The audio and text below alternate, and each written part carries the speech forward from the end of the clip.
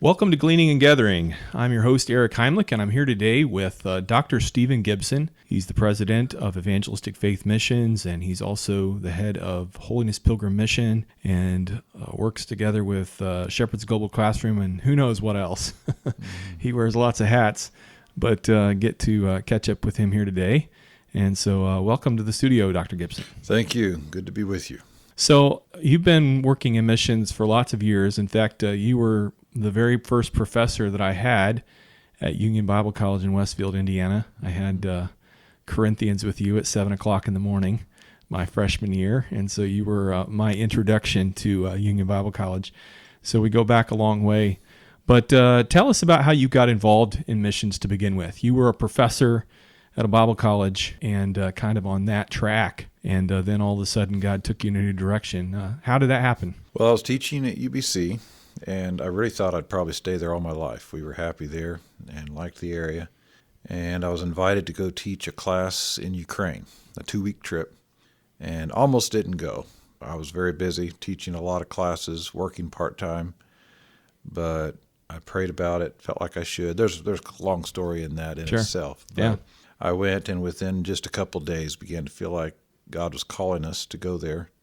So came back. I taught for one more year after that at UBC, but during that time we did deputation, and when the school year ended, we went to Ukraine. Yeah. So your role there while you were in Ukraine, talk about a little bit about that. What did that involve? I started out as a teacher in the Bible college, and the second year, I think it was, or maybe even during the first year, I became academic dean and continued with that for the whole time we were there. My last year there, I was the director of the Bible college. The director had left the country, so it was an exciting place. We loved being there. We helped start a little church downtown with student help. Yeah, it was exciting. Made a trip into Russia, up into kind of a remote area. Got to participate in evangelism in small villages around through the area. Yeah, it was exciting. Yeah. So after you came back from Ukraine, there was kind of an interlude there where you were doing some other things, and then you began to get involved with us there in Indianapolis. Talk a little bit about that. How did that come about? Well, I came to UBC, was there for a year, and then went from there to Columbus, Indiana, where we taught for 2 years in a Christian school and preached there. And during that time, did some of the writing for GBS that we worked on. And at some point, I think while we were in Indianapolis, I started going down and doing some teaching. I think they were Tuesday night groups in the inner city. I remember that. And continued that off and on, I guess, through that whole 2.5 years or so.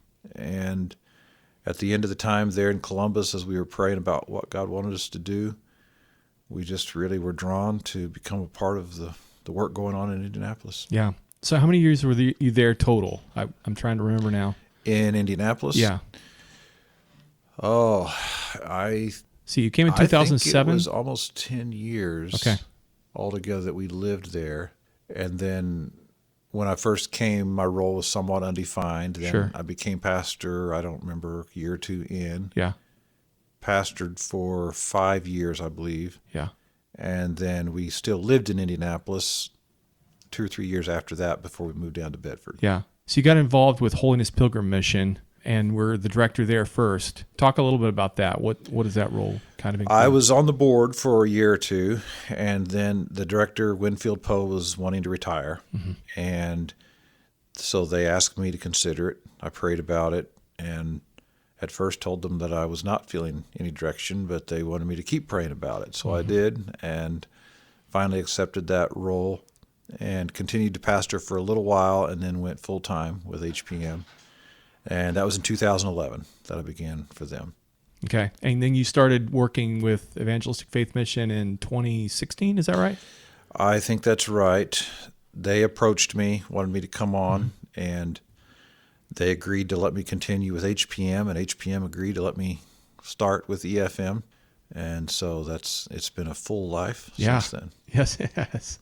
We moved from Indianapolis then to Bedford to be near the office. So talk a little bit about what we're doing now. While you were first starting with EFM, you were just kind of getting Liberia off the ground as a new ministry with EFM. And since 2016, 17, somewhere in there, things have really just expanded in an amazing way. Talk about how that started and then where it's kind of progressed to now. Okay. Well, the work in Liberia, there was a ministry team there that had been in contact with EFM for several years, really. And I had worked up a plan that I thought we should propose to them. We talked about it for a little while, and time went on. At that time, I was working for Brother Height. He was the president. He came to my office one day, and he said, would you like to just take the Liberia thing and develop it and see what we can do there? And I said, yeah, I would love to do that.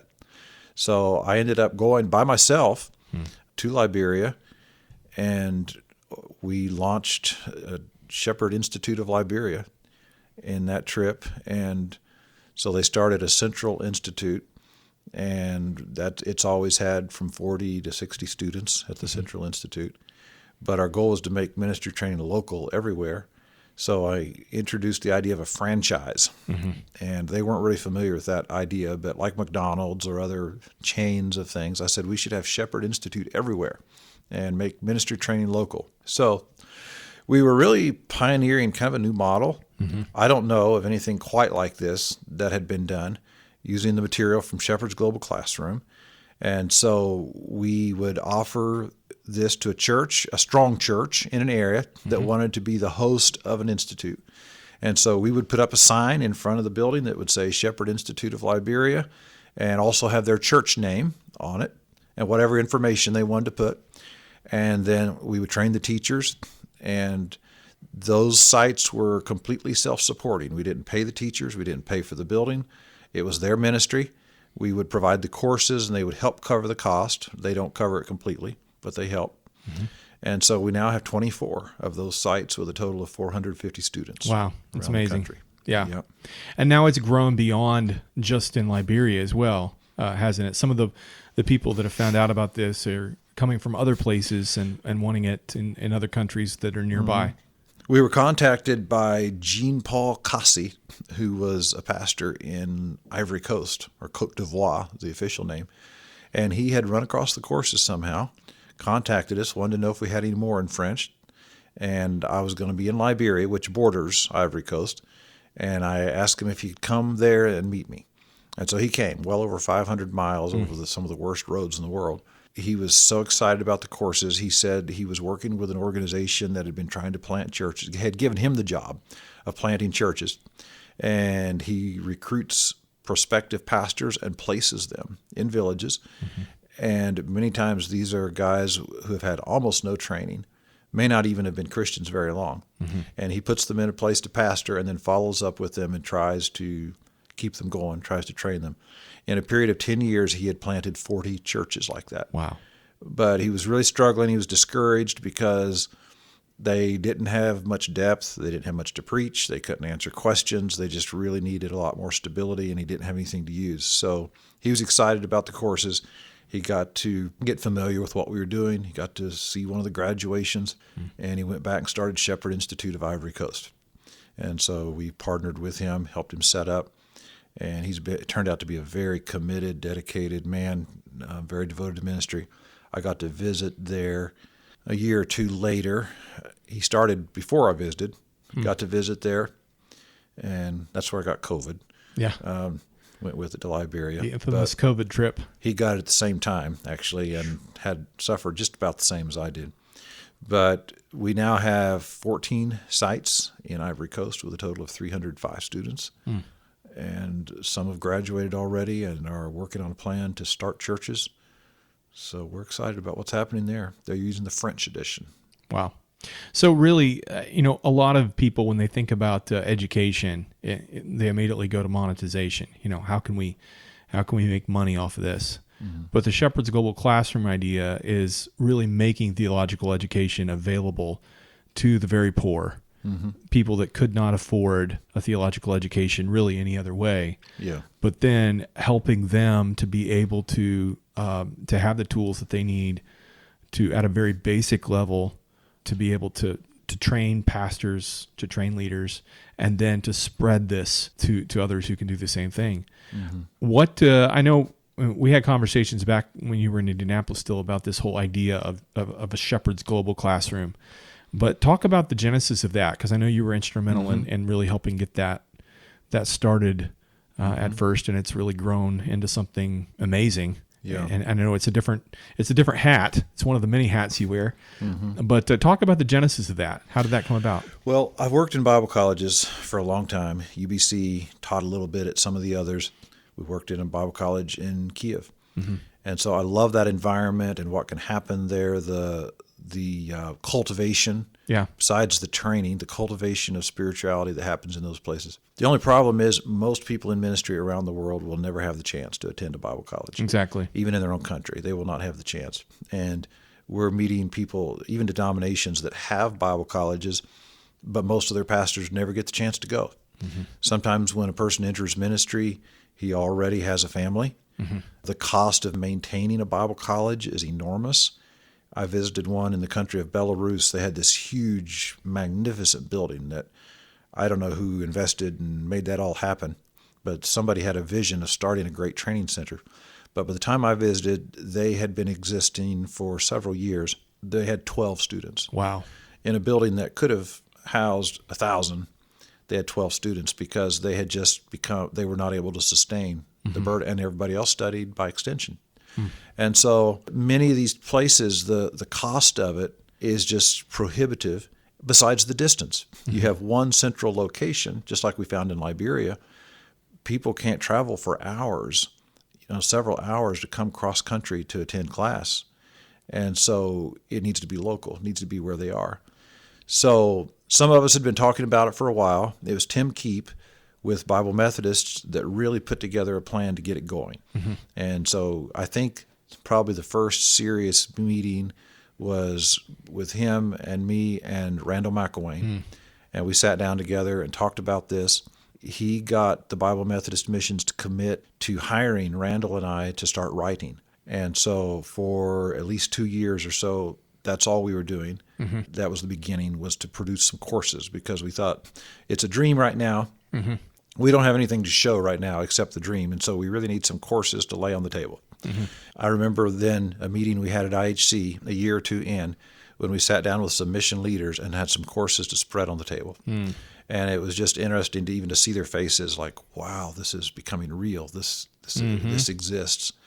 And so we began to make them available as we continued to write. It's a set of 20, and each one is a pretty hefty. They average about 180, 200 pages each, and designed to be easy to teach. We can train people to use them very rapidly. And so we can set up a training program almost overnight if we have spiritually mature people, if they do have some Bible college education already, the ones who are going to teach and train. That really helps. Sure. We can do things with it that we never could have done before.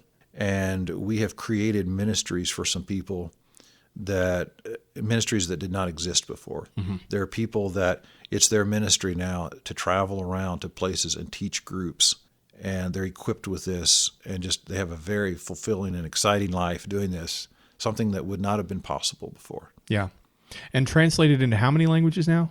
You're working on We are several, working on more than 30 languages. Wow. Some are almost done. Some are just getting started. Yeah. So a huge swath of the world's unreached populations could be served with courses like this, training leaders that could be working in their areas. Yeah, I think with the languages we are covering, it would be at least half of the world's population would be represented. So languages like Russian and Arabic and Spanish, those would take in a huge number. We're also doing, of course, French would cover much of Africa. Kiswahili, commonly called Swahili, but Kiswahili, it takes in millions of people as well. So I know one of the challenges in missions is just the sheer volume of unreached people. The statistics that I heard is that 3 billion people today will live and die without ever hearing the name of Jesus one time, without ever hearing the gospel message. At our current rate of missions, that's where we are, is that we have such an enormous population, and there are just not enough workers to be able to reach the people who are unreached. And so really motivating and training and developing the masses, the poor, and setting them free to be able to be trained and to use their God-given ability. Right. Is really key in this, isn't it? Right. As Jesus said, the harvest is great and the laborers are few, and that is still definitely the case. And that 3 billion population, these are areas of the world where they're almost completely a certain religion, like Islam or Buddhism. And so if a country is 88 or 90% of that religion, it means many communities are 100% of that religion. And so people live out their whole lives. They may know that Christians exist. They may hear the name of Jesus, but they don't know what it really means. They don't know what it is. They may never have a conversation with a Christian where they can ask any questions. And many of them, the culture is so integrated with the religion that they don't even imagine that they have an individual choice to choose their religion. They don't even think that they could decide what they're going to be religiously. So those are the big challenges for the gospel. Yeah. And another number, some people have trouble imagining these huge numbers because they seem unreal and impersonal. But to me, it gives us some idea of the scope of the task. 60,000 people will die today in those areas where they probably did not hear the gospel in their lifetime, and 60,000 tomorrow and 60,000 the next day. So that gives us some sense of the urgency and the greatness of the harvest. And so when you think on that kind of scale, it makes us realize we can never be satisfied with the small plans or to work at things that don't have the potential for going farther and reaching more broadly. And so an illustration we like to use is the Uber illustration. Uber moves 5.5 million passengers every day. And back in the old days, the way a taxi company would start, they would have to have enough capital to buy a lot of cars, paint them all the same color, and put their name on them. Which really very much resembles what mission methods have been like. Yeah. But Uber didn't do it that way. Instead, they said there are already drivers there with cars, so let's have them carry our passengers for us. And they had a lot of snags, they had a lot of challenges, but they have ultimately succeeded. And they solved the labor problem for their business, the problem of how do we have thousands of drivers with cars around the world, and then they solved that. Well, we have a labor problem in missions, and I think we can copy something from Uber. We can train the Christians who are already near the unreached. Yeah. And there are Christians in almost every country. They may be few. Many times the churches there are not very evangelistic. They're so intimidated by their culture and an antagonistic religion that they don't have much of a vision for church planting. They don't know how to answer the questions of their friends and neighbors. Yeah. And so a little bit of equipping can have a tremendous effect in those places and can help us to raise up a labor force for the harvest to reach bigger numbers. Yeah, absolutely. Yeah, and there are so many places that they can go that a American can't go. Sure. So many of these places are closed countries, or at least close to Western access, and yet as we work with and train leaders, they're able to reach places that we could never reach. Right. An American is viewed with great suspicion in many countries. You take the former Soviet Union countries, many of the Arab countries, if an American is there, they will be watched and monitored all the time. And then besides the fact that just for people to know that you came over there with the purpose of changing their religion, that is outrageous to them. And evangelism may be just outright illegal. To share the gospel with somebody could be illegal. To print our courses in many countries is illegal. In some of the countries where we are doing it, it's illegal. And so the people who are at work there for doing ministry training, they are taking risks to do that.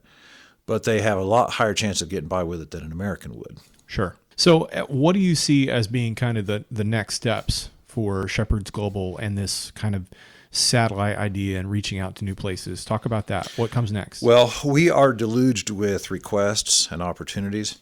There's no shortage of that. And so we're having to think, what is the most strategic? What is the thing we can do that has the most potential? And so Liberia was a new model for us. I thought, well, we'll probably do that same thing in other places. Ivory Coast has turned out to be a little different. So in Liberia, we bought a place. We built a central institute. In Ivory Coast, we do have a central institute, but we're renting a place. We don't have numerous hired staff. And then as we've continued to go into new places, the most recent one was Tanzania. We got to meet with bishops from many different denominations that wanted to do training. And so one denomination alone, they have 5,500 churches in their denomination. They operate 5 small Bible colleges, but most of their pastors never get to go. They don't have a way of funding these Bible colleges to make it free, and the pastors cannot afford to support it. And so most never get to go. And they said, other programs, they're either in English or they require too many other books. They've never had anything. And so when I was able to put in front of them a stack of courses in Swahili, they were so excited about that. And so I had meetings with bishops in different cities. I went back. The third trip was when we scheduled the big training, and we had 50 trainees that came. Most of them were bishops from various denominations. So they represented at least 10,000 churches, probably much more than that. And we went through 3 days of intensive training. Randall McElwain was with me, Marika Herrera, and Glenn Galt. And we did 3 days teaching them the teaching methods of how to use the courses, and then having them practice. Everybody got a chance to practice in small groups. And by the time they were halfway through, they were feeling able to teach the courses. Since then, we have set up offices in 3 cities, Mwanza, Dar es Salaam, and Dodoma. And so we have a person in each. And we were going to print in one place. We're just going to have a printing press in one place, and then they would send courses to the other. Well, we got the first one set up. That was in Mwanza. But then in Dodoma, we're getting strong response, and they were telling us, well, right away, we're going to need 1,600 copies of courses. So we realized, okay, we're not going to be able to print on that scale and be sending them across country. Sure. So we set up our second printing operation in Dodoma, and since then we've gone ahead and set up the third in Dar es Salaam. We're excited. This, as far as sheer numbers of people impacted, this may be the biggest yet. It's a country of 50 million people, and we're really excited. And it's another model. It's a new model. Instead of having a strong central institute with trainers, we just have basically secretaries. And the leadership is going to be not from us, but from these bishops that are going to set up their own training centers, and we just help facilitate. We just give consultation and print the courses, and they will run the training centers. So there's just really a lot of different ways, it sounds like, that these tools can be implemented and used in terms of, like you said, there's multiple models that you've been able to develop between Liberia, Ivory Coast, and now Tanzania. As you move forward into new places, what are some of the challenges that you see of trying to do this? Well, the first thing is to have strong contacts in the country that work with a network, not necessarily a denomination, but a network of churches throughout the country. And so we try to move forward as that develops. And that's why, so for Tanzania, it took 3 trips. On the third one is when we did the actual launching and training. First trip was just to meet some pastors and find out if they're interested. Second trip was to get denominational leaders together and sit down with them and make sure they were really going to endorse and use this. And then when they did, they said, yes, we will. Then we set up the official training to launch. It's expensive and time-consuming to do that, but it would have been a waste to try to do all that with one trip. Right. And so those are challenges. Now, doctrinally, we really don't get much challenge. Sometimes they'll ask some questions, and they'll want to make sure that they're going to be able to get along with what we are teaching. But many of the people we're working with, they're just trying to be biblical. Right. And they just want to know that we're biblical.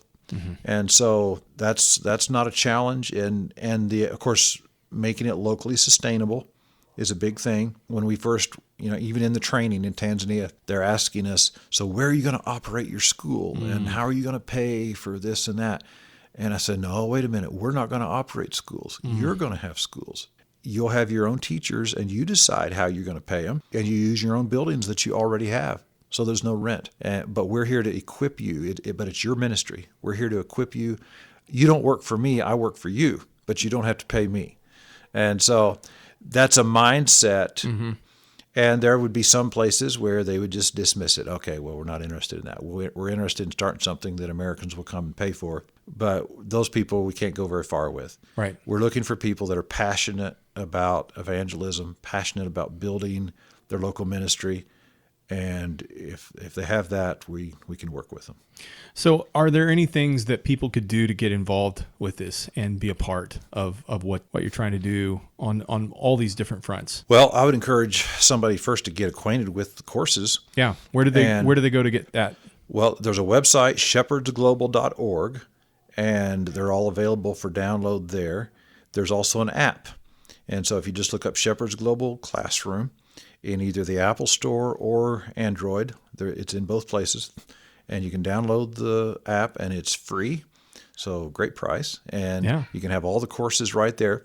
And right now it's just English, but we have smart young people around the world working on getting stuff ready to where it'll go in these other languages. Mm-hmm. And we're excited about that because especially in restricted countries, imagine where it's illegal to print and some places where they're afraid to carry them around, they can have it on an app. And so that'll be great. So that's what I would say first, get involved that way. As we go on, there will be chances for people to take classes, be taught by somebody. We'll have these classes operating all over. Tim has been teaching for a while a group that the students are from at least 5 or 6 countries, maybe a lot more than that. Wow. But people all over the world that are in this class at the same time. And last I knew he was going through the Romans course. I think he may be in another one now.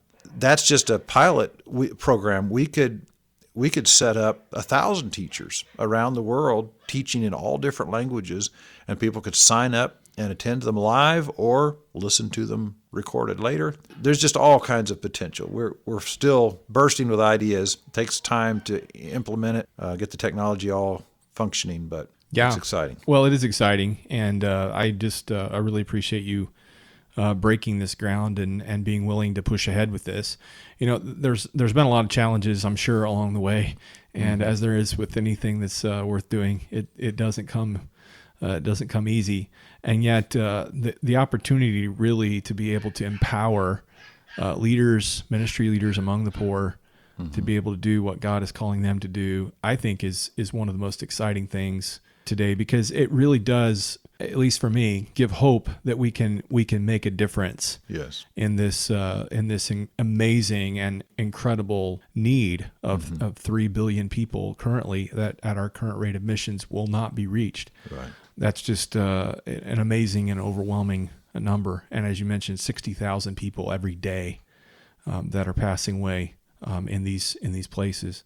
So really harnessing the power of the masses and seeing the work of God among them as it just spreads like wildfire, and then having trained pastors that are really developing solid churches that are missional in nature, really has just tremendous potential for the future. Right. And really, we're putting our faith in what the Spirit of God does in the local church. Yeah.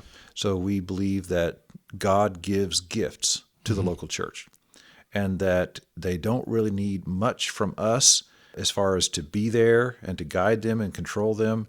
We just want to equip them, give them something to use. I was in a church some time back, and I saw a young man he was playing the drums, and he was just pounding away and just very talented and so on. And I looked at that and I thought, there's 1 or 2 of those guys probably in just about every church, maybe a few more.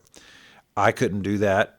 A few lessons would not make a drummer like that out of me, but there are those guys around. And the same way, there are a few people there that have teaching ability and are gifted by the Holy Spirit. Yeah. I don't know if drum playing is a gift of the Spirit or not, but it's some kind of talent. Yeah. But God gives that to the church, this teaching ability.